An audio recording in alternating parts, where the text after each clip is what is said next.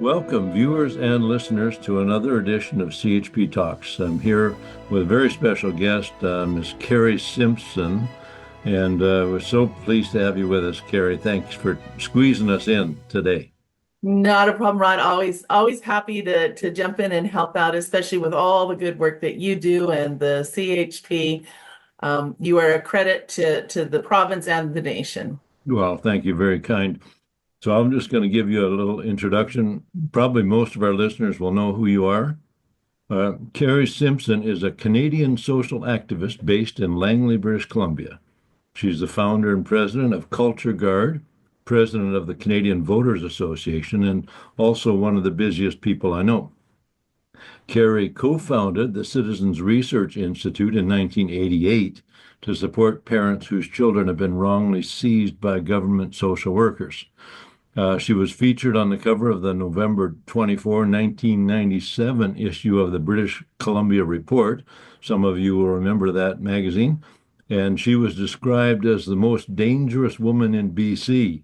The cover read that Kari Simpson's pro-family crusade threatens not only the NDP, but also the Liberals. And we're glad that it does. In 2009, she began co-hosting the famous Roadkill Radio program with Terry O'Neill. She incorporated Culture Guard in 2018 alongside co-directors Ron Gray and Teresa Carnduff. And I seem to run into Kari wherever decent citizens are fighting for their rights, wherever government overreach is evident.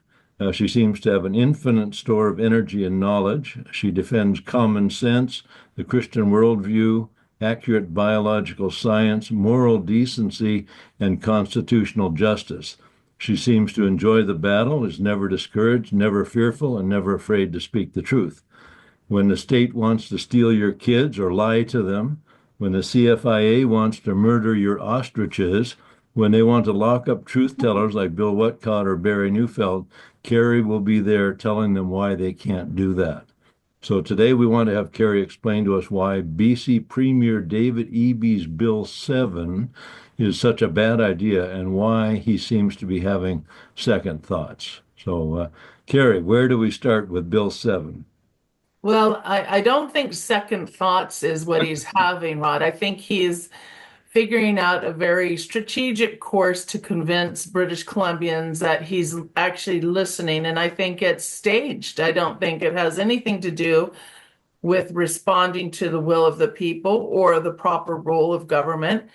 And I think people need to understand that we're moving into a more sophisticated form of democracy where voter intelligence has to be part and parcel to what we do as citizens, whether it's British Columbia or federally.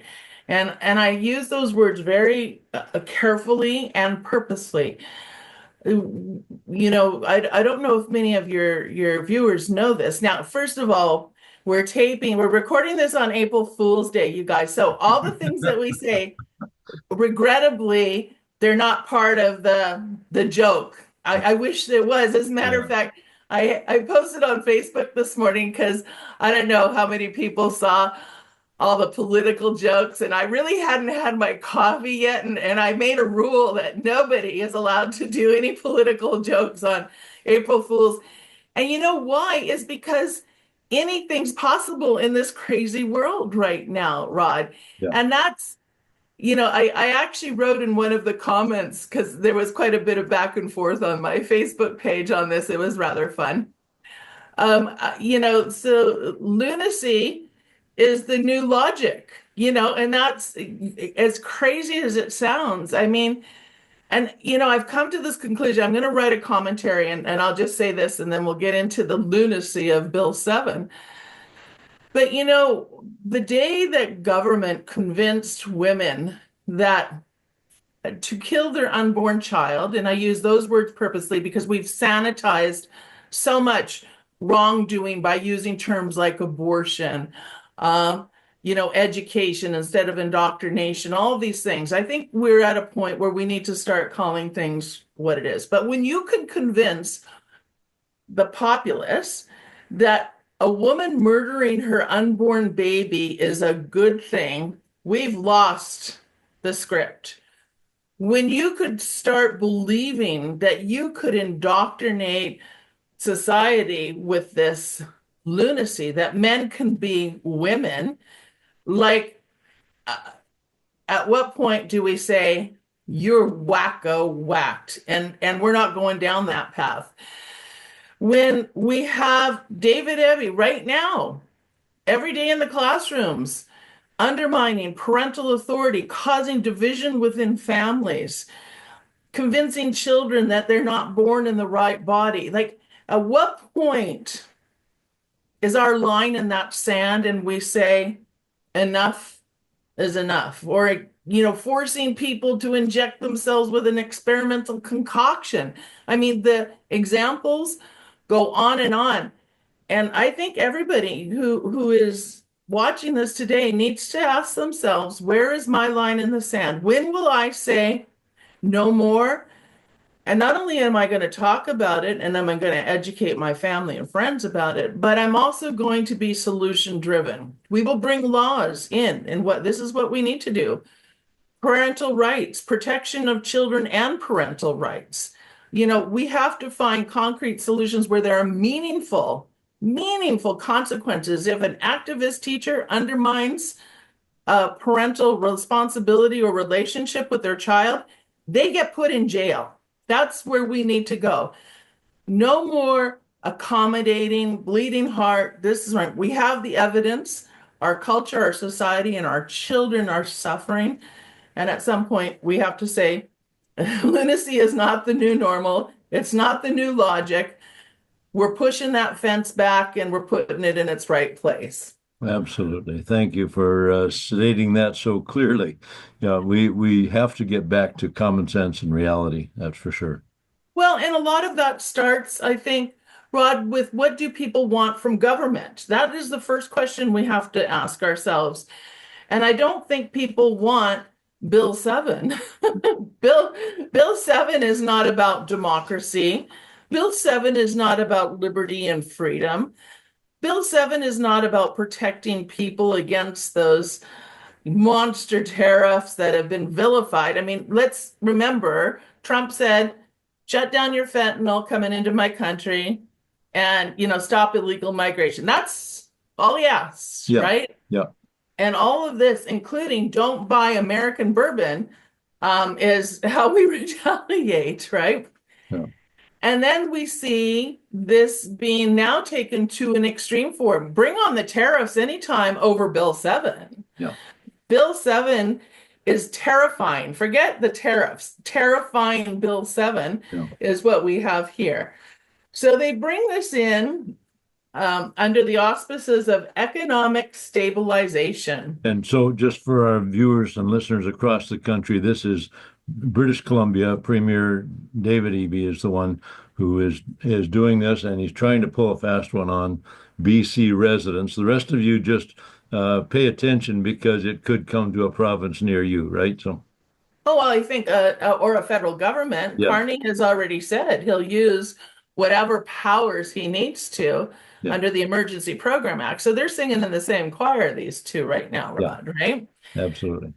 So, of course, capitalizing on all the hysteria around tariffs, and I would encourage everybody just to become informed on that. Tariffs have existed. We just haven't really applied a lot of them.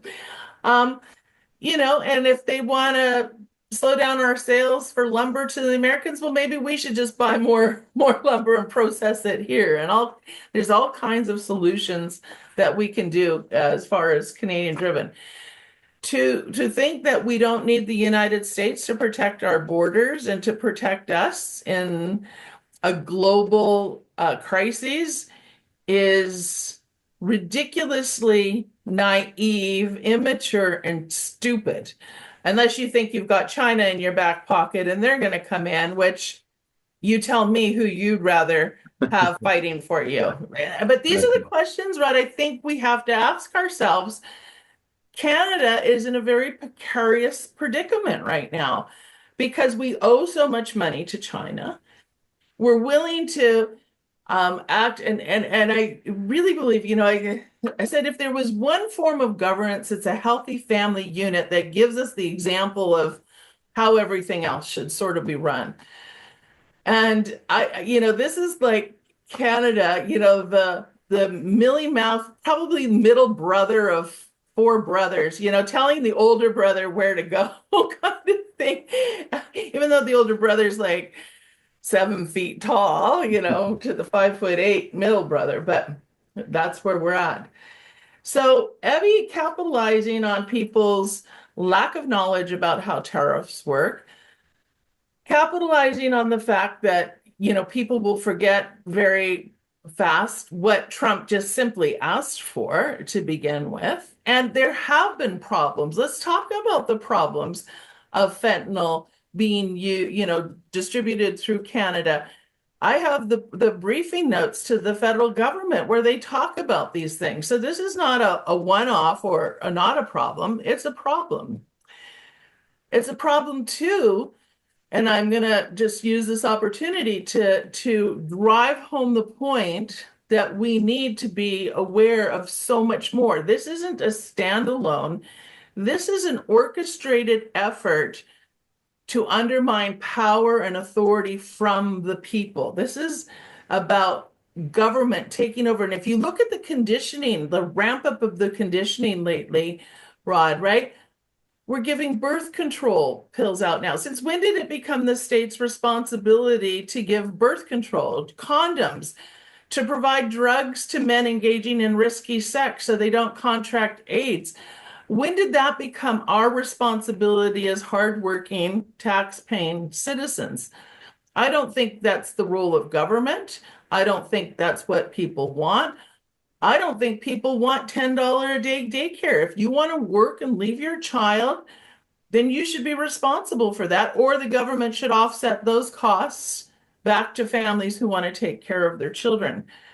So there's a lot of things that are sort of getting caught up in this whirlwind of centralized power, right? The centrifugal force, and it's just sucking all of our rights and liberties, and it's starting to spin faster and faster now. So on the federal front, most people, I haven't put this out, but I will in short order in one of my IS reports. There is a blueprint put out by the federal government targeting children in schools. And David Eby is distributing this through all its left-wing groups. And what they want to do now, and this is documents from the federal government called Blueprint for Destigmatizing Drug Use in Youth.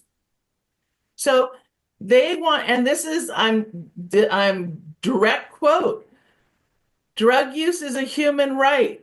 You don't have the right just to say no. Come on. This federal government document, Rod, tells schools to put disposal boxes in children's bathrooms so that they can get rid of their drug paraphernalia, sharps and stuff.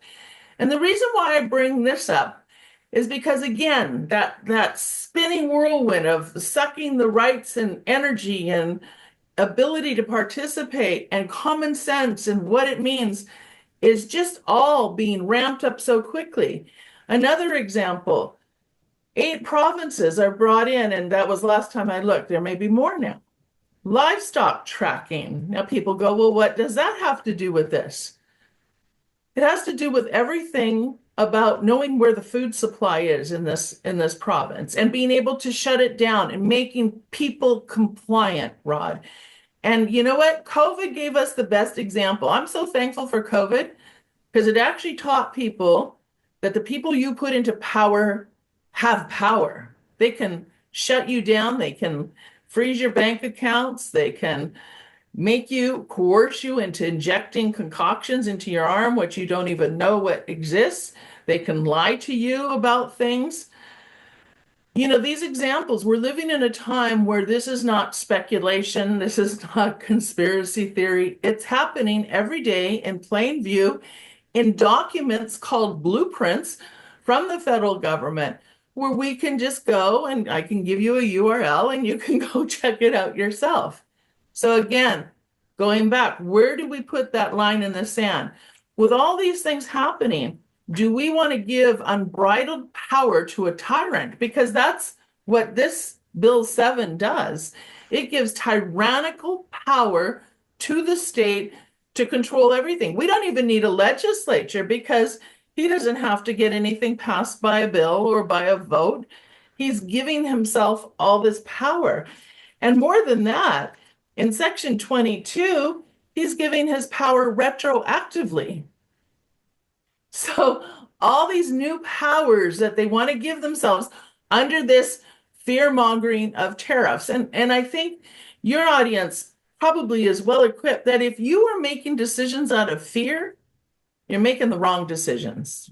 Yeah, exactly.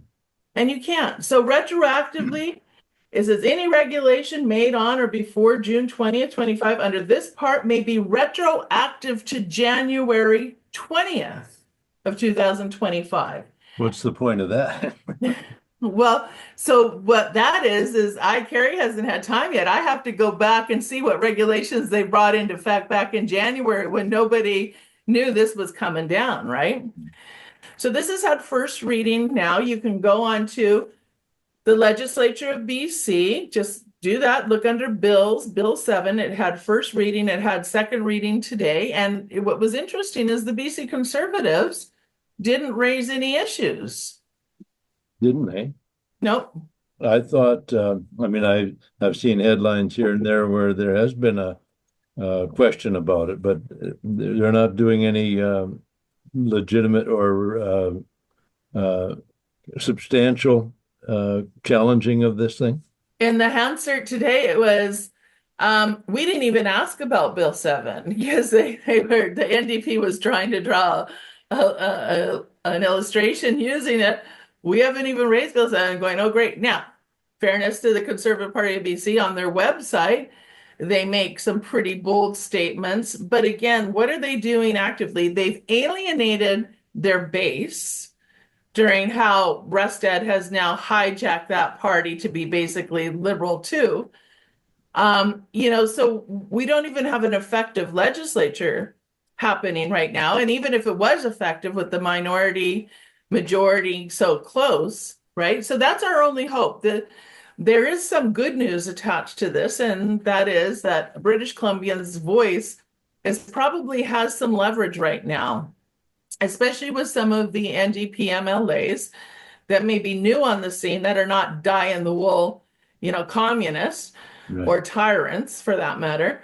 And you can probably lobby them to say, look, this is a no-go. So some of the highlights to the bill I'll just give you. It grants the NDP cabinet unilateral power to override all existing laws without any legislative debate. So we won't even know what they're doing. Now, the question for British Columbians is, are we going to save money if we don't have to pay MLAs to sit in the House? Like, why did we have an election, right? Yeah. That's where we're at right now. Hold on, I just got all my grandsons walking in here. Hi, handsome men. Grandma will be right with you, okay? Okay. You can't say that long. You're not saying that long? Okay, well, it's nice to see your handsome faces. The cabinet can exempt, modify, or replace laws at will. Elected representatives lose their power to debate and vote on legislative changes. All lawmaking powers reside with the cabinet by passing, again, democratic debate. Data collection. This is a real scary one, right? Data collection, making privacy issues and violations. There's no protection for people, right? Here. So again, and that's a real big issue now, Rod. And I was thinking about this, there's been so many bills opening up the digital everything, right? The digital recording of people, how all that happens. Yet, technology would allow us to have a record of everyone who accesses our files, whether we're talking federal government or provincial government. We need to make sure that, we start demanding that we have a record. Anytime anyone accesses Rod Taylor, anything, whether it's your medical, your financial, whether it's, here's another opening eyes for your people. during COVID, the provincial government hired an organization called BIG, Behavioral Insights Group, appropriately named BIG, as in Big Brother. Yeah. And what they did is they put forward all the things around how they were going to modify people into hold on. Colin, can you take Benny to your mom? Thanks, honey. No, Dad. Okay, go with your dad. Even better. Okay. So the Behavior Insights Group and the federal government did it out of the Privy Council. It's called Impact Canada. So they hired all these behavioral scientists,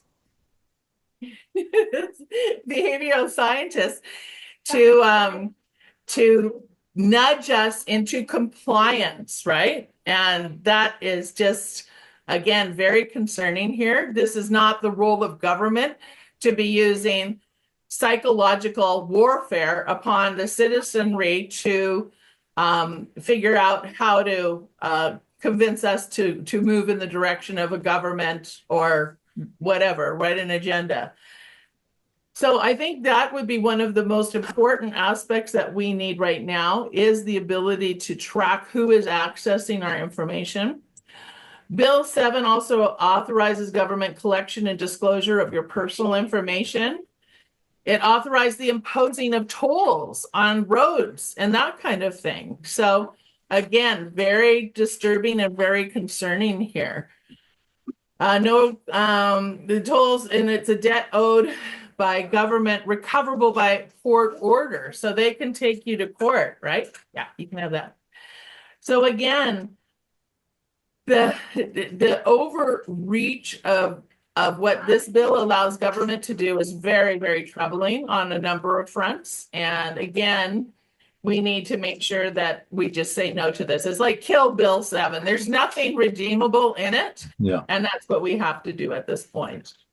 Eby wanting to look like he's being reasonable, walk back section 4, but that does not protect us from all of this other stuff. And as I say, I think that was just a strategic maneuver on his part. So he could say, oh, look, I'm listening. I'm being reasonable. Well, no, if you want to be reasonable and you're listening, then just kill Bill 7. It's simple. It's not complicated. It's just what needs to be done here. So he must have kind of gotten a thrill out of Justin Trudeau's use of the Emergencies Act, the use of emergency powers, and Eby is basically claiming that this imposition of tariffs is an emergency, that he needs these dictatorial powers so that he can rescue the province from the ravages of Mr. Trump. So where does that come from, that kind of attitude? It comes from tyrants. It comes from people who have a different agenda, I think. And, it's if to use a very crude analogy, I guess, it's a chess game, right? If I sacrifice a pawn, but I capture your bishop, that's fine. If I deke you out because you don't see my horse moving in its complex patterns, I think, and this is why we started off this interview talking about the requirement. It's a requirement now. Voter intelligence and savvy and discernment has to be given priority now, Rod. We have to, as citizens, understand the high stakes that we're playing in our democratic game at this point. There is too much at stake for what's going on. When we look at these Emergency Programs Act and that they would even consider using these. And of course, we know how corrupt the courts are. So that's a whole nother challenge that we have. If I have one agenda of my own this coming year, it's to start confronting the court. It's wrong what's going on. They're playing politics, and it needs to change. So the fact that they would even consider that, and that's what I said, we need to really establish what we want from government. What is Canadian government's responsibility to us? Potholes, yay. Sure. Building bridges, sure. Regulations to some degree, absolutely, but not when you start making it into an industry, a self-perpetuating industry on taxpayers' dime. So you can have a host of public servants that you can then launder money through basically to ensure the vote. That has to change. And so, we're watching this happen down south right now. The fraud, the thievery, the lies, the deception about what has gone on there with taxpayer dollars. And trust me, we have the same thing here. 3 years ago, I started scrolling how much money was going out for the COVID, under the COVID thing. Before COVID, under super clusters, all of this digitalization, all this maneuvering money now. Why are we giving $300 million to community funds instead of the government having to report to us who they're giving these grants to, right?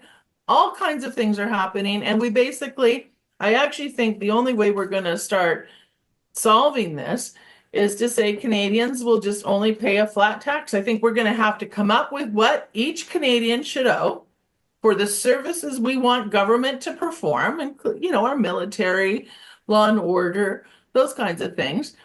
And then, put together at least 3 or 4 million Canadians that are informed, wise, and intelligent on what's going on, and say, this is it, right?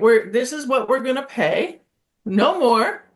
Live within your means if you want to be a leader. Forget electing politicians. We need to elect leaders now. Yeah, as you know, CHP on a federal level has a policy of mandatory balanced budgets, something that, would basically, if the government would implement that, they could not just spend money willy-nilly, throw money away, hand over fist. They would have to, and if they failed to keep a balanced budget, they would be out. Of course, no government in there now is willing to implement something like that because they want to be able to spend money, not even our money, our children's money and our grandchildren's money, right? Like I said, it's become a self-perpetuating industry, and I jokingly years ago started making this observation, people go to church and tithe their 10%, right? And there was a time when the church played a very important, vital role in society, hospitals, caring for elderly, helping families that, were dysfunctional, all those things. And increasingly, we see government just taking over all those things, including those 10 magical beds where people could die in Delta without worrying about being murdered, right? Mm-hmm. Oh, mated, I should say. Well, yeah. Oh yeah, it's the same thing. I forgot. And we've increasingly, and so now government has more ministries than all the churches put together, right? And it's like, it's in your face. They call them ministries, right? No. And God only wants 10%. The government wants like 50%, and taxes everywhere. I don't know, but I'm at that point where I just say enough is enough. Like, we're not playing this game anymore.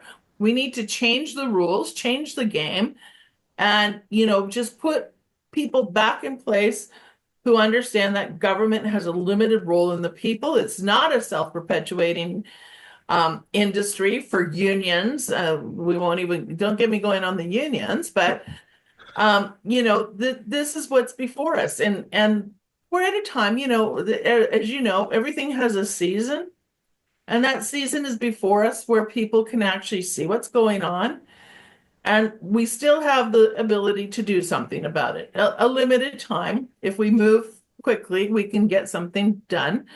But on Bill 7, as I said to the rally I was speaking at on Sunday, people are so kind. They go in, they ask their politician about this and that.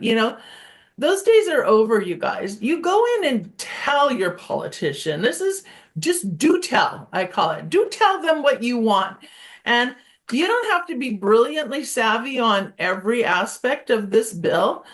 the overreaching aspects of this, there's so much wrong with it. There is nothing left to redeem.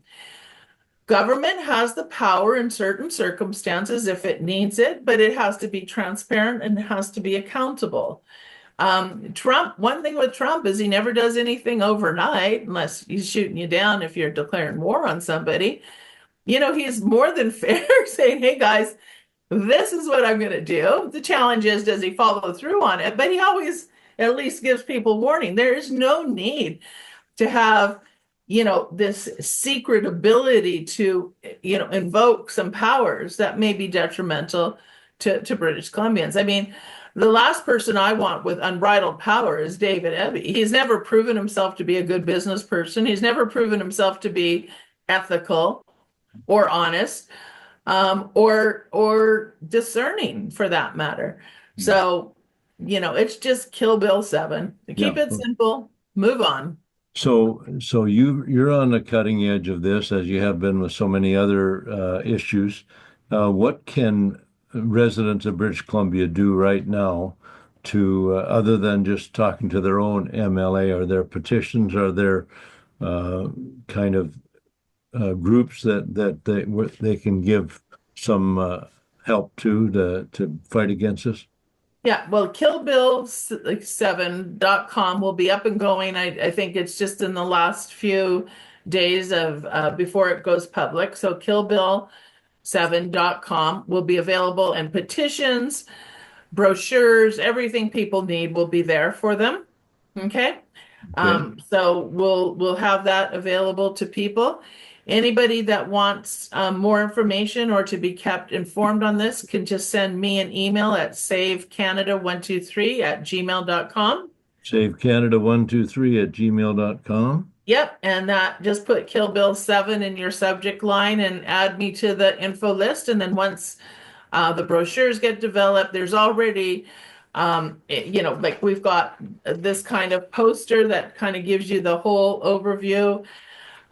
We've got a link to the petition for people to download and get signatures on. There's all kinds of things happening. So are there any NDP MLAs who are on the fence or willing to listen to things, or are they all in Eby's pocket?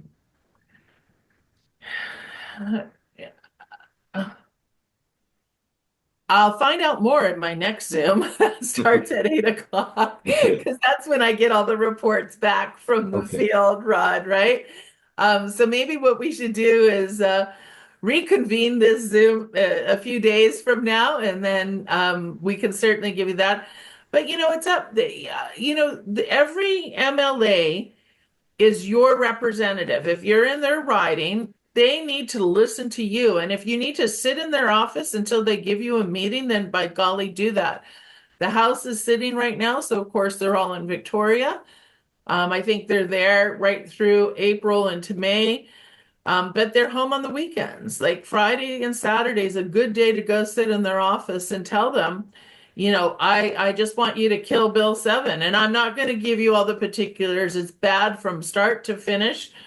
Or, I can send you one of these and you can hand it to them and say, that's why you need to kill Bill 7. And if you want to be elected, the strong point that we have here in BC right now is with the way the last provincial election turned out, I don't think Eby's going to be able to govern the way he needs to be able to govern to be the premier. So I think we're going to probably have another election here within 18 months to 2 years.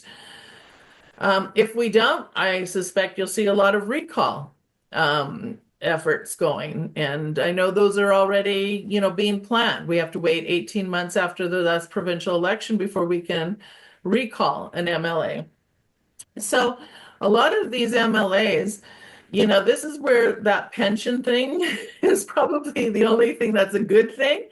Yeah. You want your pension, you want to be elected again, then you need to kill Bill 7 because your future as an MLA is dependent on what you do here. And people need to learn how to be assertive and authoritative and righteously angry. I don't want people just being angry for the sake of being angry. Be righteously angry.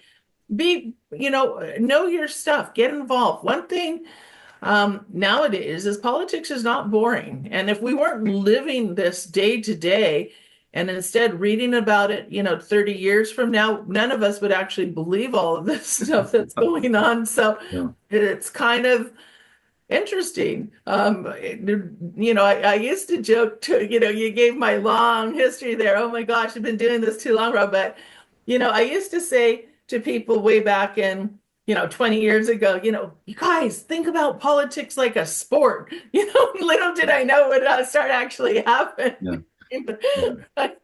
So, but good people, there's a lot of good things happening. And I'm just so privileged to have a front row to all of that, just as you do. That there is a season for everything. And this is a season for good people to find their voices, leverage their vote and their value as a citizen, and bring about the change that's so desperately needed. So well put, Kari. Kari Simpson, thank you so much for joining us. I know that our viewers and listeners will be really pleased to hear what you have to say, even though the topic is terrifying and disgusting. But to have someone explain it so well, and to know that you're on the front lines, you're in the trenches, you're encouraging the troops, and also giving them ammunition. And of course, we're talking spiritual level here, not hard metal and gunpowder, but we're talking about the kind of information people need to make a difference. Your vote has value, and your vote is meaningful, and your vote is, your voice on this. And when you don't like what's happening, you don't vote for it. And that's probably one of the best tools or weapons that we have at our disposal right now, Rod. And I think Canadians across the country are learning how to use that more effectively and efficiently. Very good. Well, thank you, Kari. I know you have another call coming up in minutes from now, so thank you again for squeezing us in today. God bless you. My privilege, Rod. Nice to see you. Thanks. Take care. Good night. Bye.